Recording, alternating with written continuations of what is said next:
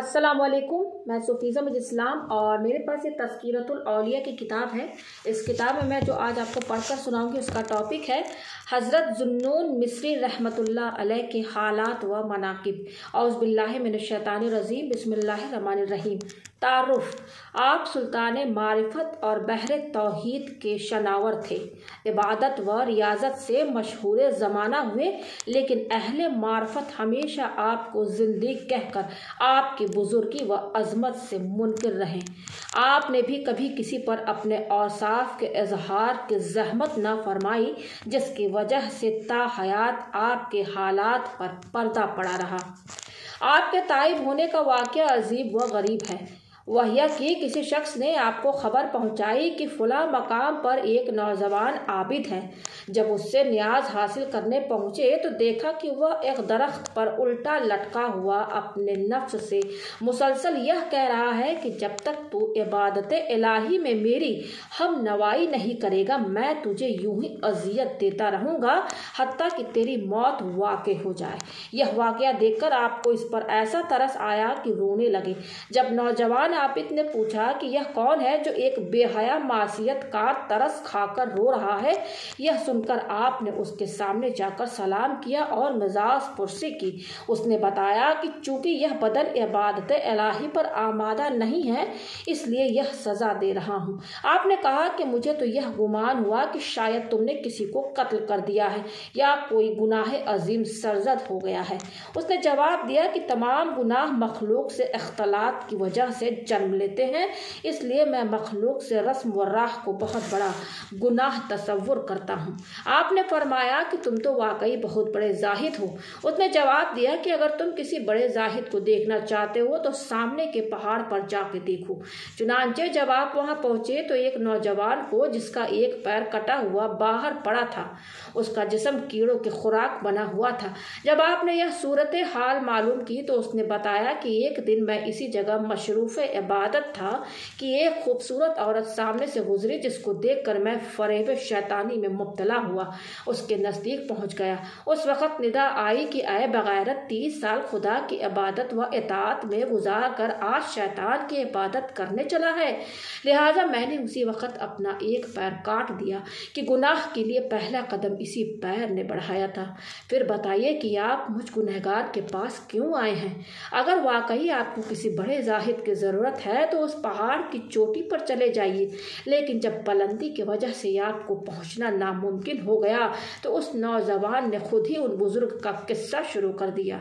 उसने बताया कि पहाड़ की चोटी पर जो बुजुर्ग हैं, उनसे एक दिन किसी ने यह कह दिया कि रोज़ी मेहनत से हासिल होती है। बस उस दिन से उन्होंने यह अहद कर लिया कि जिस रोज़ी में मखलूक का हाथ होगा वह मैं इस्तेमाल नहीं करूँगा। जब बगैर कुछ खाए हुए कुछ दिन गुजर गए तो अल्लाह ताला ने शहद की मक्खियों को हुक्म दे दिया कि उनके गिर्द जमा रहकर उन्हें शहद मुहैया करती रहे।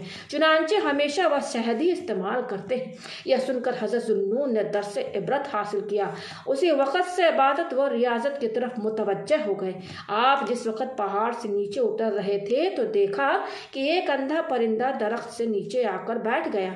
उस वक़्त आपको ख्याल आया कि न जाने उसको रिज़्क कहाँ से मुहैया होता होगा, लेकिन आपने देखा कि उस परिंदे ने अपनी चोंच से ज़मीन कुरेदी, जिसमें एक सोने की प्याली बरामद हुई। उसमें तिल भरे हुए थे और दूसरी चांदी की प्याली गुलाब के अर्क से लबरेज थी। चुनांचे वह परिंदा तिल खाकर और गुलाब पीकर दरख्त पर जा बैठा। प्यालियाँ गायब हो गई। यह देखकर आपने भी उसी दिन से तवक्कुल पर कमर बांध ली। यह ईकान कर लिया कि मुतवक्कल अल्लाह को कभी तकलीफ नहीं होती। उसके बाद आपने जंगल की राह ली, जहाँ आपके कुछ कदीमी अहबाब मिल गए। इत्तफाक से वहाँ एक ख़जाना बरामद हो गया, जिसमें एक ऐसा तख्त था जिस पर अल्लाह ताला के अस्माए मुबारक कुंदा थे। जिस वक़्त ख़जाना तकसीम होने लगा तो आपने अपने हिस्से में सिर्फ वह तख्ता ले लिया। एक रात ख्वाब में देखा कि कोई यह कह रहा है, ऐ जुन्नून, सबने दौलत तकसीम की और तूने हमारे नाम को पसंद कर लिया, जिसकी एवज़ हमने तेरे ऊपर इल्म व हिकमत के दरवाजे कुशादा कर दिए। यह सुनकर आप शहर वापस आ गए। वाक़यात आप फरमाया करते कि एक दिन मैं लबे दरिया वजू कर रहा था कि सामने के महल पर एक खूबसूरत औरत नजर आई। जब मैंने उससे गुफ्तगू करने के लिए कहा कि उसने कहा कि दूर से मैं तुमको दीवाना तस्वुर किए हुई थी। जब कुछ करीब आ गए तो मैंने आलिम समझा और जब बिल्कुल करीब आ गए तो अहले मारिफत तस्वुर किया, लेकिन अब मालूम हुआ कि तुम उन तीनों में से कुछ भी नहीं हो। जब मैंने उसकी वजह पूछी तो उसने जवाब दिया कि आलिम ना महरम पर नजर नहीं डालते, दीवाने वजू नहीं करते और अहले मारिफत खुदा के सिवा किसी को नहीं देखते। यह कहकर वह गायब हो गई। मैंने यह समझा कि यह गैब के जानिब से एक तनबीह है। एक मर्तबा आप कश्ती पर सफ़र कर रहे थे कि किसी व्यापारी का मोती खो गया। सबने आपको मशकूक तस्वुर करके जूद व कूब करना शुरू कर दिया। आपने आसमान की जानिब नज़र उठाकर कहा कि ऐ अल्लाह तो अलीम है कि मैंने कभी चोरी नहीं की। यह कहते ही दरिया में से सदहा मछलियाँ मुंह में एक एक मोती दबाए नमूदार हुई। आपने एक मछली के मुंह में से मोती निकाल कर उस व्यापारी को दे दिया। इस करामत के मुशाहिदे के बाद तमाम मुसाफिरों ने माफ़ी तलब की। इस वजह से आप पर खिताब जुन्नून पड़ गया। आपकी बहन पर आपकी सोहबत का यह असर हुआ कि एक दिन यह आयत तिलावत कर रही थी कि वह जललना अलैकुमुल गमामा व अंजलना अलैकुमुल मन व सलवा। तो अल्लाह ताला से अर्ज है कि जब तूने बनी इसराइल पर मन व सलवा नाजिल फरमा दिया तो मोमिनीन उससे महरूम क्यों हैं। चनांचे उसी वक़्त मन्ना व सलवा का नुज़ूल हुआ। आप सहरा की जानिब ऐसी जगह चली गई कि फिर कुछ पता न चला। आप फरमाया करते कि मैंने एक पहाड़ पर बहुत से बीमारों का इज्तिमा देखा और जब वजह पूछी तो उन्होंने बताया कि यहाँ एक इबादत गुजार साल में एक मर्तबा अपने इबादतगाह से निकलकर बीमारों पर कुछ दम करता है, जिसके बाद सब सेहतयाब हो जाते हैं। चुनांचे कुछ अरसा मैंने भी उन बुजुर्ग का इंतज़ार किया। जब वह बरामद हुए तो आंखों के गर्द हल्के हो गए, बहुत कमज़ोर ज़यीफ़ थे। फिर आसमान की जानिब नज़रें उठाकर तमाम बीमारों पर कुछ दम किया।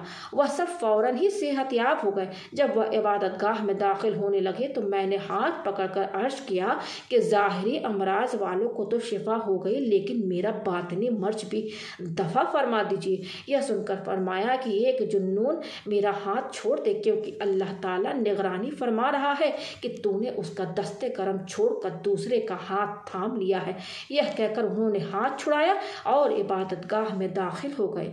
लोगों ने जब आपसे गिरिया वजारी की वजह दरियाफ्त की तो फरमाया कि रात हालत सजदा में नींद आ गई तो ख्वाब में देखा कि अल्लाह ताला फरमा रहा है, मैंने मखलूक को 10 हिस्सों में पैदा किया। जब उनके सामने दुनिया पेश की गई तो 10 में से 9 हिस्से मखलूक दुनिया पर फरेफ्ता हो गई।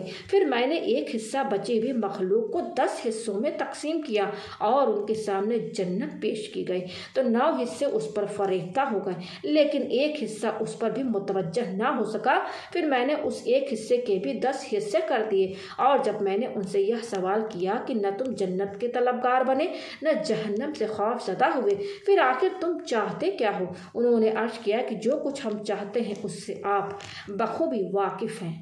किसी बच्चे ने आपसे अर्ज किया कि मुझे बतौर वर्षा 1 लाख दिनार हासिल हुए हैं, मेरी तमन्ना है कि यह सब आप ही के ज़ाते गरामी पर सर्फ कर दूं। आपने फरमाया कि हद्दे बुलूग तक पहुँचने से कब्ल तुम्हारे लिए उसका खर्च करना नाजायज है। जब वह बच्चा शबाब पर पहुँचा तो पूरी जायदाद फ़ुकरा में तकसीम करके आपके इरादतमंदों में शामिल हो गया। फिर यही नौजवान एक दिन आपकी खिदमत में हाजिर हुआ तो मालूम हुआ कि आप आजकल कुछ ज़रूरतमंद हैं। उसने इज़हार तासुफ़ करते हुए कहा कि काश मेरे पास अगर आज दौलत होती तो मैं आपकी खिदमत में पेश कर देता। आपने उसकी नीयत को भांप कर यकीन कर लिया कि यह अभी मफ़हूम फ़क्र से आशना नहीं है। चुनांचे उसने फरमाया कि फ़ला दवाखाना से यह दवा लाकर घिस लो और रोगन में मिलाकर 3 कुर्स तैयार करके उनमें सुई से सुराख करके मेरे पास ले आओ। चुनांचे आपने उन तीनों गोलियों पर कुछ दम किया तो वह याकूत में तब्दील हो गई। आपने फरमाया कि किसी जौहरी के पास ले जाकर कीमत मालूम करो। चुनांचे जौहरी ने 1000 दिनार कीमत लगाई। फिर उस नौजवान ने पूरा वाक़या बयान किया तो फरमाया कि उसको पानी में घोल दो और यह अच्छी तरह जहन नशीन कर लो कि फ़ुकरा को माल व ज़र की ज़रूरत नहीं होती। यह सुनकर वह हमेशा के लिए दुनिया से रुखसत हो गया। आपने फरमाया कि मेरी 30 बरस की हिदायत का नतीजा यह निकला कि सिर्फ एक शहजादा सही मानों में हिदायत याफ्ता हो सका, वह भी इस तरह कि एक दफ़ा वह मेरी मस्जिद के सामने से गुजर रहा था तो मैं उस वक़्त यह जुमला कह रहा था कि कमज़ोर का ताकतवर से जंग करना निहायत बेवकूफ़ी फेल है। यह सुनकर शहजादे ने कहा कि मैं आपके जुमले का मफहूम नहीं समझा। फरमाया कि उससे ज़्यादा अहमक कौन हो सकता है जो खुदा से जंग करे। यह सुनकर वह चला गया और दूसरे दिन आकर मुझसे पूछने लगा कि विसाले खुदाबंदी के लिए कौन सी राहें इख्तियार की जाए। मैंने कहा कि 2 राहें हैं, एक छोटी और दूसरी तवील। छोटी तो यह है कि ख्वाहिशात दुनिया और मासियत को छोड़ दे, और तवील राह यह है कि खुदा के सिवा सबसे किनारा कश हो जाए। उसने अर्ज किया कि मैं यही तवील राह इख्तियार कर रहा हूँ। उसके बाद अपनी इबादत व रियाजत से अब्दाल के मुकाम पर पहुँच गया। हज़रत अबू जाफ़र आवर ने बताया कि एक मरतबा मैं आपकी मजलिस में मौजूद था। आप जमादात की फर्माबरदारी के मौजू पर गुफ्तगू करते हुए फरमा रहे थे कि जमादात अहलुल्लाह के इस दर्जा फर्माबरदार होते हैं कि अगर मैं उसके सामने वाले तख्त से यह कह दूँ कि पूरे मकान का चक्कर लगा ले तो वह हरगिज़ दरेग नहीं कर सकता। यह कहते ही सामने वाला तख्त पूरे मकान का चक्कर लगाकर फिर अपनी जगह कायम हो गया। यह वाक़या देखकर एक नौजवान ने रोते रोते अपनी जान दे दी और आपने उसी तख्त पर गुस्ल देकर दफन कर दिया। किसी ने आपसे अर्ज किया कि मैं कर्जदार हो गया हूँ, तो आपने एक पत्थर उठाया जो ज़मरद में तब्दील हो गया। वही पत्थर उस शख्स को दे दिया। चुनांचे उसने 400 दिरहम में फ़रोख्त करके अपने कर्ज की अदायगी कर दी। एक शख्स औलिया किराम को खपती तस्वुर करता था तो वह आपने अपने अंगुश्तरी देखकर फरमाया कि उसको भटियारे की दुकान पर 1 दिनार में फ़रोख्त कर दो। लेकिन भटियारे ने कहा कि उसकी कीमत तो ज़्यादा मांगता है, कुछ कम कर। फिर जब सुनार के यहाँ पहुँचा तो उसने 1000 दिनार कीमत लगाई। जब उस शख्स ने पूरा वाक़या बयान किया तो फरमाया कि जब भटियारा अंगुश्तरी की कीमत से आशना नहीं, इसी तरह तुम भी मरातिब औलिया से ना आशना हो। मुसलसल 10 साल तक आपको लजीज खानों की ख्वाहिश रही, लेकिन कभी खाया नहीं। एक मरतबा जब ईद की शब में नफ्स ने तकाजा किया कि आज तो कोई लजीज गज़ा मिलनी चाहिए, तो फरमाया कि अगर तू 2 रकात में मुकम्मल कुरान ख़त्म करे तो मैं तेरी ख्वाहिश पूरी कर दूंगा। नफ्स ने आपकी यह शर्त मंजूर कर ली। ख़त्म कुरान के बाद जब आप लजीज गज़ाएँ लेकर आए तो पहला ही लुकमा उठाकर हाथ खींच लिया और नमाज के लिए खड़े हो गए। जब लोगों ने उसकी वजह दरियाफ्त की तो फरमाया कि पहले ही लुकमा पर नफ्स ने खुश होकर कहा कि आज 10 बरस के बाद तेरी ख्वाहिश पूरी हो रही है। चुनांचे मैंने लुकमा रखकर कहा कि मैं हरगिज़ तेरी ख्वाहिश पूरी नहीं करूँगा। लेकिन उसी वक़्त एक शख्स उम्दा खाने की देग लिए हुए हाजिर हुआ और अर्ज किया कि मैं बहुत मुफलिस और बाल बच्चों वाला हूँ, मगर आज मैंने सुबह को ईद की वजह से लजीज खाना पकवाया और सो गया। चुनांचे ख्वाब में हुजूर अकरम की ज़ियारत हुई तो आपने फरमाया कि अगर तू महशर में मुझसे मिलने का ख्वाहिशमंद है तो यह खाना जुन्नून को दे या मेरा यह पैगाम पहुंचा दे कि वक्ती तौर पर अपने नफ्स से सुलह करके 1-2 लुकमा यह खाना चख ले। हुजूर अकरम का पैगाम सुनकर कहा कि फरमा बरदार को इसमें क्या दरेग हो सकता है। यह कहकर ही आपने थोड़ा सा खाना चख लिया। जिस वक़्त आप बुलंद मरातिब पर फायज हो गए तो लोगों ने मरातिब की नवाकफियत की बिना पर आपको जिंदगी का खिताब देकर खलीफा वक्त से आपकी शिकायत कर दी। चुनांचे जब आपको बेड़ियां पहना कर ले जाया जा रहा था तो एक ज़ईफ़ा ने कहा कि खौफ ज़दा ना होना, क्योंकि वह भी तुम्हारी ही तरह खुदा का एक बंदा है। इसी वक्त राह में एक बहिश्ती ने आपको खुनक पानी से सैराब किया और उसके सिला में जब आपने अपने एक साथी से कहा कि उसको 1 दिनार दे दो तो बहिश्ती ने अर्ज किया कि असीरों से कुछ लेना बुज़दिली की अलामत है। उसके बाद आपको दरबार खिलाफत से 40 यौम की कैद हो गई। उसी अरसा में आपकी हमशीरा रोटी की 1 टिकिया रोज़ाना आपके पास लेकर जाती, लेकिन रिहाई के बाद हर यौम के हिसाब से 40 रोटियां आपके पास महफूज थी। जब आपकी हमशीरा ने कहा कि यह तो जायज़ कमाई की थी, फिर आपने क्यों नहीं खाई? तो फरमाया कि चूंकि दारोगा ए जेल बदबातिन किस्म का इंसान है, इसलिए उसके हाथ से भेजवाई हुई रोटी से मुझे कराहत महसूस हुई। फिर जब आप रवाना होने लगे तो गिर पड़े और सर में शदीद चोट आई, लेकिन यह अजीब बात है कि खून की एक बूंद भी आपके लिबास पर नहीं पड़ी। जो खून जमीन पर गिरा था वह भी गायब हो गया। जब आप खलीफा के रूबरू पेश हुए तो उसके सवालात का दंदा शिकन मुंह तोड़ जवाब देकर अहले दरबार को हैरत में डाल दिया। चुनांचे खलीफा ने आपके दस्ते मुबारक पर बैयत की और निहायत एजाज व इकराम के साथ आपको मिस्र रुखसत किया। आपके एक इरादतमंद ने, जिसने 40 चिल्ले खींचे, 40 हज किए, 40 बरस सोया नहीं और मुराकबा करता रहा, अर्ज किया कि इतनी इबादत व रियाजत के बावजूद आज तक अल्लाह ताला मुझसे कभी हम कलाम नहीं हुआ और न कभी रमूज़ खुदाबंदी मुझ पर जाहिर हो सकी। लेकिन नौज़ बिल्लाह, यह अल्लाह ताला का शिकवा नहीं बल्कि अपनी बदनसीबी का इजहार है। आपने फरमाया कि खूब शिकम सैर होकर खाना खाओ, इशा की नमाज पढ़े बगैर आराम से सो जाओ। उसने तामील हुक्म में खाना तो खूब अच्छी तरह खा लिया, लेकिन नमाज तर्क करने को कल्ब ने गवारा नहीं किया, इसलिए नमाज पढ़कर सो गया। ख्वाब में हुजूर अकरम की ज़ियारत हुई तो हुजूर अकरम ने फरमाया कि अल्लाह ताला सलाम के बाद फरमाता है कि हमारी बारगाह से नाउम्मीद लौटने वाला मर्द है और मैं तेरी 40 साल रियाजत का सिला ज़रूर दूंगा, लेकिन जुन्नून को हमारा यह पैगाम देना कि हम तुझे शहर भर में इसलिए जलील करेंगे कि तू फिर कभी हमारे दोस्तों को फरेब में मुब्तला ना कर सके। जब अपना ख्वाब हज़रत जुन्नून को सुनाया तो उनकी आंखों से मुसर्रत के आंसू निकल पड़े। अगर कोई मोतरिज़ एतराज़ करने वाला यह कहे कि कोई मुर्शिद क्या किसी को नमाज न पढ़ने का हुक्म दे सकता है, तो उसका जवाब यह है कि मुर्शिद बमंजिला तबीब के हुआ करता है। तबीब कभी जहर से भी मरीज का इलाज करता है। चूँकि आपको बखूबी यह इल्म था कि मेरे कहने से यह हरगिज़ नमाज तर्क नहीं कर सकता, इसलिए आपने ऐसा हुक्म दिया। उसके अलावा तरीक़त की राहों में ऐसे अहवाल भी पेश आ जाते हैं जो बज़ाहिर शरीयत के मुनाफिक होते हैं, लेकिन दर हकीकत वह अपनी जगह बिल्कुल सही होते हैं। जिस तरह हज़रत खिज़्र को लड़के के कत्ल का हुक्म दिया गया, लेकिन मंशाए खुदाबंदी यही था।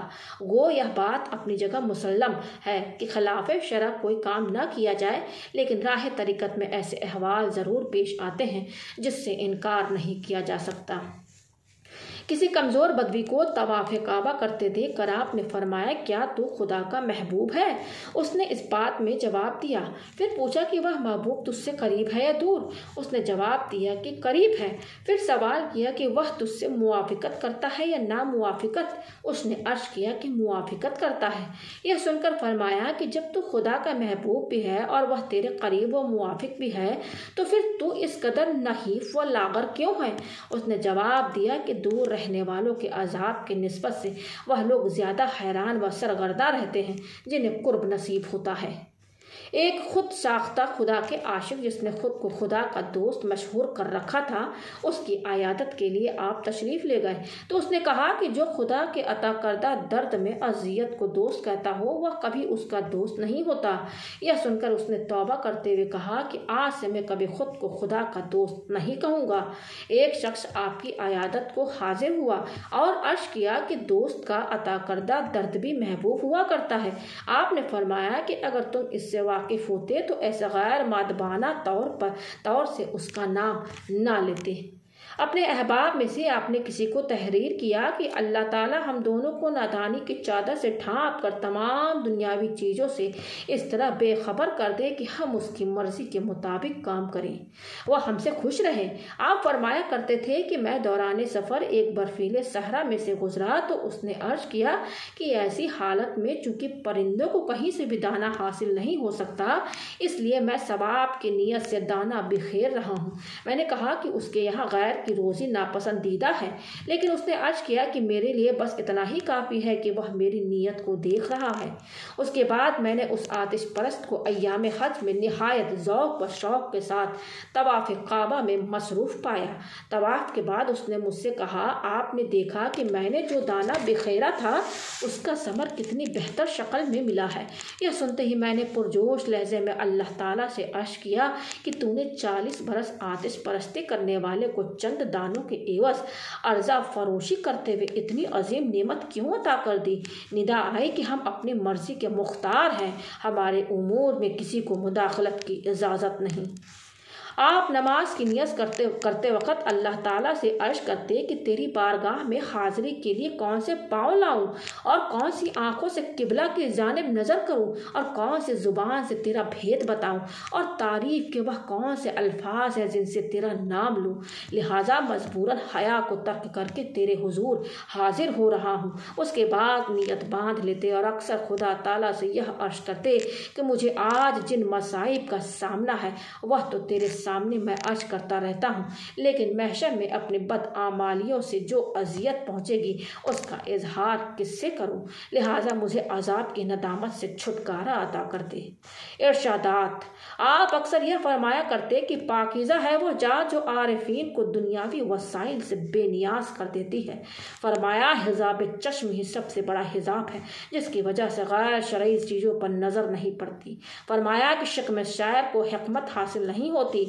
फरमाया कि मासियत से ताइब होकर दोबारा इर्तिकाब मासियत दरो कोई है। फरमाया कि सबसे बड़ा दौलतमंद वह है जो तकवा की दौलत से माला माल हो। फरमाया कलील खाना जिस्मानी तवानाई का जरिया और कलील गुनाह रूहानी तवानाई का जरिया है। फरमाया कि मसाइब में सब्र करना तअज्जुब खेज नहीं बल्कि मसाइब में खुश रहना तअज्जुब की बात है। फरमाया कि खुदा से खौफ करने वाले हिदायत पाते हैं और उसी से खाइफ होने वाले गुमराह हो जाते हैं। दुर्वेशी से डरने वाले कहरे इलाही में गिरफ्तार हो जाते हैं। फरमाया कि इंसान पर 6 चीज़ों की वजह से तबाही आती है। पहला आमाले सालिहा से कोताही करना, दूसरा इब्लीस का फरमा बरदार होना, तीसरा मौत को करीब न समझना, चौथा रज़ाए इलाही को छोड़कर मखलूक की रजामंदी हासिल करना, पांचवा तकाज़ाए नफ्स पर सुन्नत को तर्क कर देना, छठा अकाबिरीन की गलती को सनद बनाकर उनके फ़ज़ाइल पर नज़र न करना और अपनी गलती को उनके सर थोपना। फरमाया कि अहले तकवा की सोहबत से लुत्फ़ हयात हासिल होता है। ऐसा अहबाब बनाने चाहिए जो तुम्हारी नाराज़गी से नाराज़ ना हो। फरमाया कि अगर तुम हुसूल मारिफत के मुतमन्नी हो तो खुदा से ऐसी दोस्ती की मिसाल पेश करो जैसे हज़रत सिद्दीक़ अकबर ने हुजूर अकरम के साथ की और कभी ज़र्रा बराबर मुखालिफत न करने की वजह से अल्लाह ताला ने उन्हें सिद्दीक़ के खिताब से नवाजा। हुब्बे खुदाबंदी की निशानी भी यह है कि कभी उसके हबीब की मुखालिफत ना करे। फरमाया कि इस तबीब से नाअहल कोई नहीं जो आलम मदहोशी में मदहोशों का इलाज करे, यानी जिस पर नशाए दुनिया सवार हो उसको नसीहत करना बेसुध है, लेकिन जब होश ठिकाने आ जाए तो फिर उससे तौबा करवानी चाहिए। फरमाया कि मैंने राह अखलास की जानिब ले जाने वाले खलबत से जाहिद किसी शय को अफजल नहीं पाया। फरमाया कि पहले कदम पर खुदा को कोई नहीं पा सकता, यानी खुदा के मिलने तक खुद को तालिब तस्वुर करता है। फरमाया कि खुदा से बोध अख्तियार करने वालों की नेकियां मुकर्रबीन के गुनाहों के मसावी होती है और सिद्दीक दिली से ताइब होने के बाद सारे गुनाह माफ़ हो जाते हैं। फरमाया कि कितना अच्छा होता कि खुदा ताला अपने मोहब्बत करने वालों को उस वक़्त मोहब्बत से नवाजता जब उनके दिल खदशे फिराक से खाली कर दिए जाते। फरमाया कि जिस तरह हर जुर्म की एक सज़ा हुआ करती है उसी तरह ज़िक्र इलाही से गफलत की सज़ा दुनियावी मोहब्बत है। फरमाया कि जिस चीज़ पर खुद अमल पैरा होकर नसीहत करे उसी को सूफ़ी कहते हैं। फरमाया कि आरिफीन इसलिए ज़्यादा खाइफ रहते हैं कि लम्हा ब लम्हा कुर्बे इलाही में ज़्यादती होती रहती है। आरिफ की शिनाख्त यह है कि मखलूक में रहकर भी बेगानाए खलाइक रहे। खुदा से डरने वाले को भी आरिफ कहा जाता है। आरिफ के अंदर मुसलसल तगय्युर होता रहता है। आरिफ अपनी मार्फत की बिना पर हमेशा मुअद्दब रहता है। फरमाया कि मार्फत के 3 अक़साम हैं। अव्वल मारिफत तौहीद जो तकरीबन हर मोमिन को हासिल रहती है। 2 मारिफत हुज्जत व बयान यह हुक्मा व उलमा को मिलती है। सोम सिफ़ात वहदानियत की मारिफत यह सिर्फ औलिया किराम के लिए मखसूस है जो न दूसरों को हासिल होती है और न कोई इन मरातिब से वाकिफ़ हो सकता है। फरमाया कि मारिफत का दावेदार काज़िब होता है इसलिए कि आरिफ व मारूफ की मारिफत एक हो जाने की वजह से मारिफत का मुद्दई 2 हालतों से खाली नहीं, क्योंकि या तो वह अपने दावे में सच्चा है या झूठा। अगर सच्चा है तो अपनी तारीफ खुद करने का मुर्तकिब होता है। सच्चे लोग कभी अपनी तारीफ खुद नहीं करते, जैसा कि हजरत सिद्दीक़ खुद फरमाया करते थे कि मैं तुमसे अफजल नहीं हूँ। इस जिम्न में हजरत जुन्नून फरमाते हैं कि खुदा खुदा शनाशी मेरा गुनाह अजीम है। अगर तुम अपने दावे में सच्चे नहीं हो तो फिर तुम्हें आरिफ नहीं कहा जा सकता। मुख्तसर यह कि आरिफ को अपनी ज़ुबान से आरिफ कहना मुनासिब नहीं। फरमाया कि आरिफ को जिस कदर कुर्बत हासिल होगी उसी कदर सरगर्दा रहेगा। जिस तरह आफताब से करीब शय उससे मुताशिर भी ज़्यादा होती है, जिसकी मिसाल मुंदरजा ज़ेल शेर से भी मिलती है। नज़दीकियाँ राबेश बुवत हैरानी का इशा दानंद सियासत सुल्तानी। नज़दीक रहने वालों को इसलिए ज़्यादा परेशानी होती है कि वह सियासत सुल्तानी से वाकिफ़ होते हैं। आरिफ की पहचान। फरमाया कि आरिफ की शिनाख्त यह है कि बग़ैर इल्म के खुदा को जाने, बग़ैर आँख के देखे, बग़ैर समाअत के इससे वाकिफ़ हो, बग़ैर मुशाहिदे के उसको समझे, बग़ैर सिफत के पहचाने और बग़ैर कश्फ व हैज़ाबात के उसका मुशाहिदा कर सके। यानी जाते बारी में फ़नायत की यह अलामतें हैं। जैसा कि ख़ुद बारी ताला का इरशाद है कि मैं जिसको दोस्त बनाता हूँ उसका कान बन जाता हूँ ताकि वह मुझसे सुने, आँख बन जाता हूँ ताकि मुझसे देखे, ज़ुबान बन जाता हूँ ताकि मुझसे बात करे और हाथ बन जाता हूँ ताकि मुझसे पकड़े। हदीस कुदसी। आपने फरमाया कि ज़ाहिदे सुल्तान आखिरत हुआ करते हैं, उनके दोस्त सुल्तान आरिफीन होते हैं। फरमाया सोहबत इलाही का मफ़हूम यह है कि जो चीज़ें उससे दूर कर देने वाली हों उनसे किनारा कश रहे। फरमाया कि मरीज़ कल्ब की 4 अलामतें हैं। अव्वल इबादत में लज्जत का फुकदान, दो खुदा से खौफज़दा ना होना, सो दुनियावी उमूर से इबरत हासिल ना करना, चहारुम इल्म की बातें सुनने के बाद भी उन पर अमल ना करना। फरमाया कि कल्ब रूह से खुदा का फरमा बरदार बन जाने को उबूदियत कहा जाता है। फरमाया कि अवाम मासियत से और ख्वासे गफलत लापरवाही से तौबा करते हैं, लेकिन तौबा की भी 2 किस्में हैं। अव्वल तौबा इनाबत यानी इंसान का खुदा से डर कर तौबा करना। 2 तौबा इस्तिजाबत बंदे का निदामत की वजह से ताइब होना, यानी उस पर नादिम होकर मेरी रियाजत व अजमत खुदाबंदी के सामने कुछ भी नहीं। फरमाया कि हर अज़्म की तौबा का जुदागाना तरीका है। मसलन कल्ब की तौबा यह है कि हराम चीज़ों को तर्क कर दे।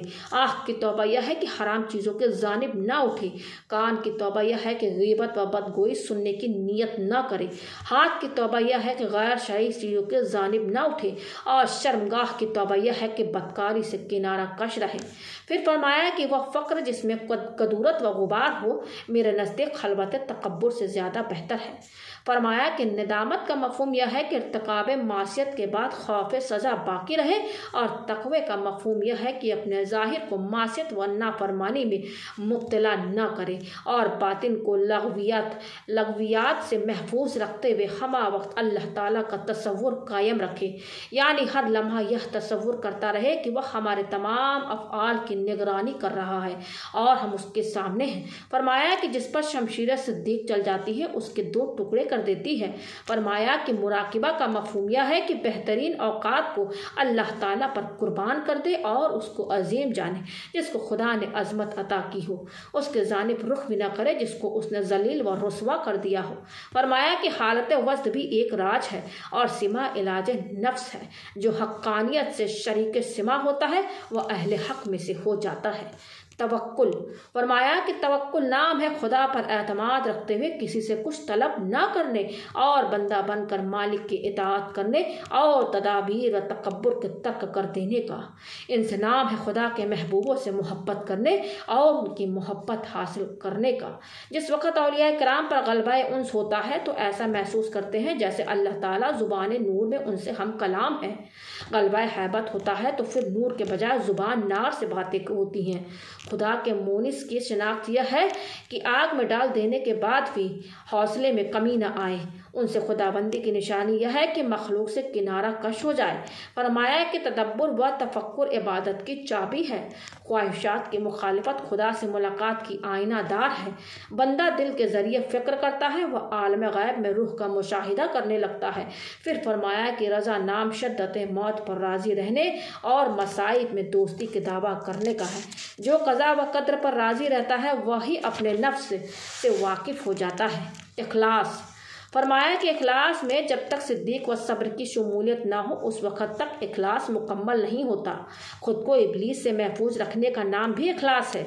इखलास वाले वह होते हैं जो अपनी तारीफ से खुश और अपनी बुराई से नाखुश ना हो और अपने आमाल सालिहा को इस तरह फरामोश कर दे कि रोज़ महशर अल्लाह ताला से उनका मुआवजा भी तलब ना करे। लेकिन खलवत में इखलास का कायम रखना बहुत दुश्वार है। यकीन, फरमाया कि आंखों से मुशाहिदा करने वाले की मिसाल इल्म जैसी है, कल्ब से देखने वाले की मिसाल यकीन जैसी है, और यकीन का समर सब्र है। यकीन की भी 3 अलामतें हैं। अव्वल, हर शय में खुदा को देखना। दोम, अपने तमाम उमूर में उसी से रुजू करना। सोम, हर हाल में उसकी आनत तलब करना। यकीन आरजुओं में कमी कर देता है। आरजुओं की किल्लत ज़ुहद की तलकीन करती है। ज़ुहद हिकमत का अलमबरदार है और हिकमत शजर अंजाम को बार आवर करती है। थोड़ा सा यकीन भी पूरी दुनिया से ज़्यादा अहमियत रखता है, क्योंकि यह तरक्की आखिरत की जानिब ले जाता है और उससे आलम मलकूत का मुशाहिदा होने लगता है। अहले यकीन की शनाख्त यह है कि मखलूक की मुखालफत करते हुए न तो उसकी तारीफ़ करे और न उसकी दाद व दहिश से फ़ायदा उठाए। अगर मखलूक दरपे आज़ाद हो जाए तो अपनी ज़ात से मखलूक को अजियत न पहुँचाए, क्योंकि जिसको खालिक की कुर्बत हासिल हो वह मखलूक से कोई वास्ता नहीं रखता। फरमाया कि हक बीनी का दावेदार न सिर्फ महरूमी का शिकार होता है बल्कि उसका दावा भी झूठा होता है, क्योंकि हक भी बंदा इजहार को मायूब तस्वुर करता है। फरमाया कि कोई मुरीद उस वक़्त तक सही मानों में मुरीद नहीं होता जब तक खुदा के बाद मुर्शिद का इताअत गुजार ना हो। जो बंदा वसवासे कल्बी को ख़त्म करने के बाद मुराकबा करता है तो अल्लाह ताला उसके ज़ाहिर को भी अज़मत अता करता है। फरमाया कि खुदा से खौफ रखने वाला उसी की जानिब मुतवज्जह रहता है। जो उसकी जानिब मुतवज्जह हो जाए उसको निजात हासिल हो गई, और कनाअत पजीर बंदा लज्जत व कैफ में गर्क होकर सबका सरदार बन जाता है। जो बंदा लग व कामों में तकलीफ बर्दाश्त करता है वही चीज़ उसके बाद कार आमद साबित होती है। अक़वाले ज़री, फरमाया कि खुदा से खाइफ रहने वाले कल्ब में खुदा की मोहब्बत इस तरह जागुर्जी हो जाती है कि उसको अक्ल कामिल अता कर दी जाती है। जो मुश्किलात पर काबू पाने की कोशिश करता रहता है वह शदीद मुश्किलात में घिरता चला जाता है। जो बेसुध चीज़ों के हुसूल की सही करता है वह उस शय को खो देता है जिससे उसको फ़ायदा पहुँच सकता।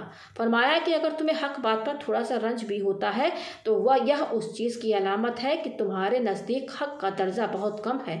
फरमाया कि जिसका जाहिर बातिन का आईनादार ना हो उसकी सोहबत से किनारा कश रहो। फिर फरमाया कि याद इलाही करने वाला खुदा के सिवा हर शय को खुद ब खुद भूलता चला जाता है। मुफीद जवाबात, जब लोगों ने आपसे सवाल किया कि आपने खुदा को कैसे शनाख्त किया तो फरमाया कि मैंने उसकी ज़ात व सिफ़ात से शनाख्त किया। मखलूक को उसके रसूल की वजह से पहचाना, क्योंकि खुदा को तो खालिक होने की वजह से शनाख्त किया जा सकता है और रसूल चूँकि मखलूक है इसलिए मखलूक को उसके ज़रिए पहचाना जाता है। फिर लोगों ने सवाल किया कि बंदा खुदा से किस वक़्त इआनत तलब करता है। फरमाया कि नफ्स व तदाबीर से आजिज़ आकर। नसाई, फरमाया कि ऐसे अखलास वालों की सोबत इख्तियार करो जो हर हाल में तुम्हारे शरीक रहें और तुम्हारी तब्दीली से भी उनमें कोई तब्दीली रूनुमा हो। फरमाया बंदा उस वक़्त तक जन्नत का हकदार नहीं हो सकता जब तक 5 चीज़ों पर अमल पैरा ना हो। अव्वल, ठोस इस्तिकामत। दोम, ठोस इस्तिहाद। सोम, ज़ाहिरी इस्तिहाद। सोम, ज़ाहिरी व बातिनी दोनों तरीक़ों से खुदा ताला से मुराकबा।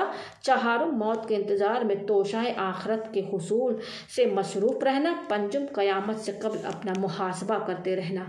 खौफ, फरमाया कि खौफ इलाही की निशानी यह है कि खुदा के सिवा हर शय से बेखौफ हो जाए और दुनिया में वही महफूज रहता है जो किसी से बात नहीं करता। फिर फरमाया कि तवक्कुल नाम है मखलूक से तर्क हिर्स का और दुनियावी वसाइल को छोड़कर गोशा नशीन हो जाने और नफ्स को रबूबियत से जुदा करके उबूदियत के जानिब मायल हो जाने का। फिर फरमाया कि बेतीनत को गम में भी ज़्यादा होता है। दुनिया नाम है खुदा से गाफिल कर देने का। फरमाया कि वह कमीना है जो खुदा के रास्ते में नवाफिक होते हुए भी किसी से मालूमात ना करे। हज़रत यूसुफ बिन हुसैन ने आपसे पूछा कि किसकी सोहबत इख्तियार करूं। फरमाया कि जिसमें मन व तू का ख़तरा ना हो। नफ्स की मुखालिफत में खुदा के मुआफिक बन जाओ। किसी को कमतर तसव्वुर मत करो, ख्वाह मुशरिक ही क्यों ना हो, क्योंकि हो सकता है वह कभी ताइब होकर मकबूल बारगाह हो जाए। नसीहत व वसीयत। किसी ने आपसे अर्ज किया मुझे कोई नसीहत फरमाए, तो आपने फरमाया कि अपने ज़ाहिर को खल्क के और बातिन को खालिक के हवाले कर दो। खुदा से ऐसा ताल्लुक़ कायम करो जिसकी वजह से वह तुम्हें मखलूक से बेनियाज कर दे। यकीन पर कभी शक को तरजीह न दो। जिस वक़्त तक नफ्स इताअत पर आमादा ना हो मुसलसल उसकी मुखालफत करते रहो। मसाइब में सब्र करते हुए खुदा की याद में गुजार दो। फिर दूसरे शख्स को यह वसीयत फरमाए कि कल्ब को माजी व मुस्तकबिल के चक्कर में न डालो, यानी गुजरे हुए और आने वाले वक्त का तस्वुर कल्ब से निकाल कर सिर्फ हाल को गनीमत जानो। किसी ने आपसे दरियाफ्त किया कि सूफ़ी की क्या तारीफ़ है। फरमाया कि जो तर्क दुनिया करके खुदा को महबूब बना ले, खुदा भी उसको अपना महबूब समझे। फिर किसी ने कहा कि मुझको खुदा का रास्ता दिखा दीजिए, तो आपने फरमाया कि खुदा ताला तेरी रसाई से बहुत दूर है, लेकिन अगर किसी को वाकई कुर्ब मतलूब हो तो फिर वह पहले ही कदम पर मिल जाता है, जिसको हम पहले ही तफसीली तौर पर बयान कर चुके हैं। फिर किसी ने अर्ज किया कि आपको अपना दोस्त तस्वुर करता हूँ, तो फरमाया कि सिर्फ खुदा से दोस्ती करो और उसी की दोस्ती तुम्हारे लिए काफ़ी है। अगर तुम हक शनास नहीं हो तो किसी ऐसे की जुस्तजू करो जो तुम्हें हक से शनाशा करा दे, क्योंकि मेरी दोस्ती तुम्हारे लिए सूदमंद नहीं हो सकती। फरमाया कि जिसको हुदूद मारिफत मालूम हो जाती है वह खुद गुम हो जाता है। किसी ने दरियाफ्त किया कि यारिफ की तारीफ क्या है। फरमाया कि जिसमें पहले तहय्युर हो और बाद में इत्तिसाल हक हो जाए, उसी वक़्त आरिफ को हयात दायमी हासिल हो जाती है। उसको हमा औकात याद इलाही और विसाल हासिल रहता है। नफ्स की मारिफत यह है कि हमेशा नफ्स से बदजन रहते हुए कभी उससे हुस्न जन न रखे। फरमाया कि मुझसे ज़्यादा खुदा से कोई भी दूर नहीं है, क्योंकि 70 साल बहरे तौहीद व तफरीत में गोताजन रहने के बाद भी गुमान के सिवा कुछ न हासिल हो सका। मनकूल है कि मौत के करीब लोगों ने सवाल किया कि किसी चीज़ को तबीयत है। फरमाया मेरी ख्वाहिश सिर्फ यह है कि मौत से कबल मुझे आगाही हासिल हो जाए। फिर आपने एक शेर पढ़ा, तर्जुमा, खौफ ने मुझे मरीज बना दिया और शौक़ ने जला दिया और मोहब्बत ने मुझे फना कर दिया और अल्लाह ने जिंदा कर दिया। तर्जुमा, उसके बाद आप पर गशी तारी हो गई और कुछ होश आने के बाद यूसुफ बिन हुसैन ने वसीयत करने के लिए अर्ज किया, तो फरमाया कि इस वक्त मैं खुदा के एहसानात में गुम हूँ, इस वक्त कोई बात ना करो। उसके बाद आप पर्दा फरमा गए, इन्ना लिल्लाहि व इन्ना इलैहि राजिऊन। रिवायत, आपके पर्दा फरमाने के शब में 70 औलियाए किराम को हुजूर अकरम की ज़ियारत हुई। हुजूर ने फरमाया कि मैं खुदा के दोस्त जुन्नून मिस्री के इस्तक़बाल के लिए आया हूँ।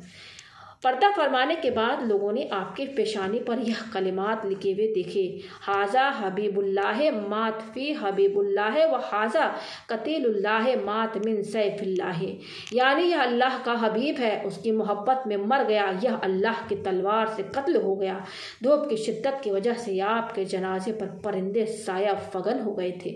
जिस तरफ से आपका जनाजा गुजरा वह मस्जिद में मुअज्जिन अजान दे रहा था। जिस वक़्त वह अशहदु अल्ला ला इलाहा इल्लल्लाह व अशहदु अन्ना मुहम्मदुर रसूलुल्लाह पर पहुंचा तो आपने शहादत की उंगली उठा दी, जिसकी वजह से लोगों को ख्याल हुआ कि शायद आप हयात हैं, लेकिन जब जनाजा रख कर देखा तो आप मुर्दा थे और अंगुश्ते शहादत उठी हुई थी। बहुत कोशिश के बावजूद भी सीधी नहीं हुई, चुनांचे उसी तरह आपको दफन कर दिया गया। आपकी यह करामत देखकर अहले मिस्र आपको मुसलसल अजियतें पहुँचाने पर बेहद नादिम हुए और उन्होंने अपनी गलतियों से तौबा की।